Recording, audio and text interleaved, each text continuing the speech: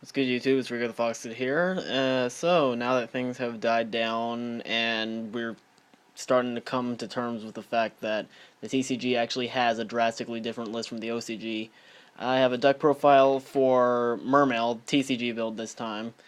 Uh, Drastically different from how I would run it if we had the OCG list, where I would go Gen X and where it's more explosive and powerful. This build, it's mono Mermail. It is not as explosive. It takes it at a little slower pace, which we have to just because without Dragoons, there's no other choice.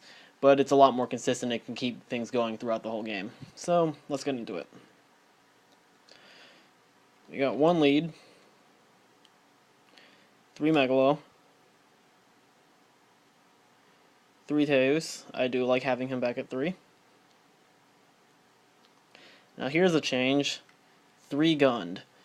The reason I did this is that someone brought up the idea on the Mermail thread on Pojo, and the reasoning behind it was that Dragoons was a major power play card when it was discarded, and now that Dragoons is at 1, we were looking for another power play, and someone suggested a third Gund, and I wasn't entirely sold on it, but I tried it out. So far, it hasn't been bad, particularly because if you can get Fishborg Archer into the graveyard, then every single Gund becomes live at some point, especially if you're knocked into a corner, then Gund can just be your power play back into the game. So that's why I'm testing 3 Gund. I don't know if it's going to stay like this, but for now, I'm going to stick with it. We'll see where it goes. 3 land. Come on. 3 pike. And that's all the Mermails. For the Atlanteans, we've got 1 Dragoons, because it's limited in TCG. 2 infantry. 3 marksmen. His second effect is not going to be as used anymore, just because with only 1 Dragoons, you can't just do it as often, especially if you draw the Dragoons and get the search off of it. But his first effect, where he pops the Sept card, is really important, especially now that Heavy Storm is banned.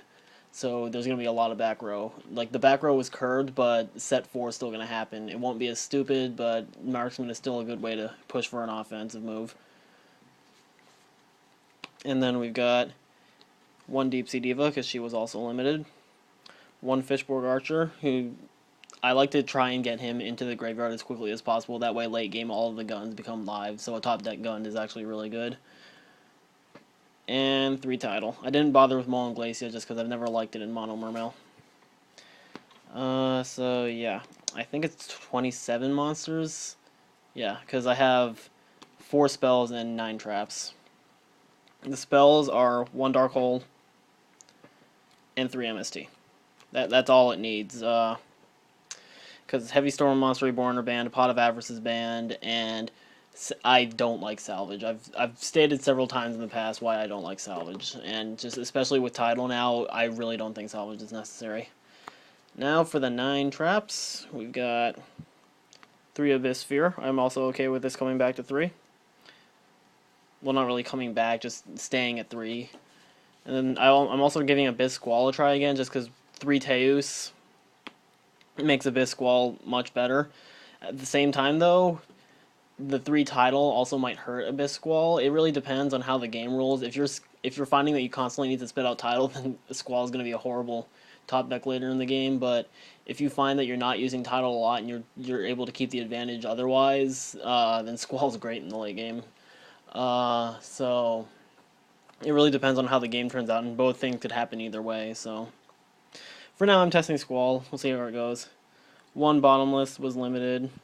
2 Mirror Force. I'm really upset that this didn't get unlimited. I really wanted to play with 3 Mirror Force, but honestly, if you want my opinion, if we don't have Heavy Storm legal, Mirror Force should be at 1. 1 Solemn Warning. He's the only Solemn left in the game. Because no Judgment either. Well, I guess there's Solemn Wishes, but that doesn't count. And Torrential Tribute was also limited. And yeah, that's the main deck. Not as much defense as I would like in a heavy list format, but we'll make do. I mean, that you can't get much more defense outside of 2D, Prison, Book of Moon, and Compulse, because that's all that's left of the commonly played back row. For the extra deck, this is still in the working because there are a few cards I'm missing for it. But what I have right now is 1 Gaios, 1 Dracosac. I am finding that I am more often than not going into Dracosac now just because it's the safer card. Because, like, Gaios is great for stopping monster effects, so if you're facing a monster-heavy deck, but Dragosat can protect itself from stuff like Torrential and Mirror Force and things like that. And it's also great for popping back row if you're going for a push. Like, I'm perfectly okay with summoning Draco and using the popping effect and just not dealing extra damage if it means I can get rid of back row. Big Eye, yeah, Big Eye's not at 1 in the TCG, but I don't really think more than 1 is necessary, because some people in the Mermail are saying run 2, and I can see the reasoning behind that, but Big Eye's expensive, so 1's perfectly fine, I think. Master of Blades, just in case you need them. Abyss Dweller, Bahamut Shark, Abyss Trite, Leviathan Dragon, just threw him back in. He's filler for what I'm missing. Tempo, I guess he's also kind of filler. Depends on how popular Evil Swarm becomes. If they remain popular, I'll keep Tempo. And then for synchros, we got Scrap Dragon. I put Stardust Dragon in. That's because I think Mirror Force and Torrential Tribute, or Mirror Force particularly, are going to be major cards. And in this format, it's a lot slower from testing that I've been doing. So you really want to keep your advantage going, as Stardust is a great way to keep advantage. Like, if I'm facing down, like, if my opponent has back row, and I can make a level 8, I'd rather go Stardust than Scrap Dragon. So, that's why I put Stardust in. 1 Gungnir, 1 Duloran, 1 Catastor, and 1 Armor. I was considering Black Rose Dragon, just because if you have Gund in hand, and Pike and Fishborg in Graveyard, that's a Black Rose right there, so you can nuke the field. The reason I was thinking about this is because then you could nuke the field, summon Diva, make Marksman, make Dragoons, and then go into Trish, and then I realized that that's the OCG list, and that doesn't really work as well, so that's not as consistent of a play, so I don't know how easily you could back up a Black Rose nuke, so for now I'm leaving it out. The 2 cards I am still trying to get that I would put in this are Star Eater and Armada's Keeper of Boundaries, just because they can both plow through, like, on an offensive push without having to worry about back row, because Armadas just stops Mirror Force and Deep Prison from being activated, and then Star Eater is unaffected by them if they are activated, if it attacks. So that's why I'm considering them. I don't know how I'd feel. I would likely just drop Leviathan Dragon and Tempo. Another possibility is drop Catastor, but I don't think that's a good idea. So yeah, that's what it's looking at right now. It's obviously subject to change just as the format turns out, because anything could happen in this format. I mean, Mermail is definitely viable. I've been testing it. The Teledad deck that I posted the 2 DN videos of, that's definitely viable. I think the Dragon Ruler Plant deck is still viable. TG Stun might be viable. Hero Beat. Bubble Beat's kind of dead without Stratos.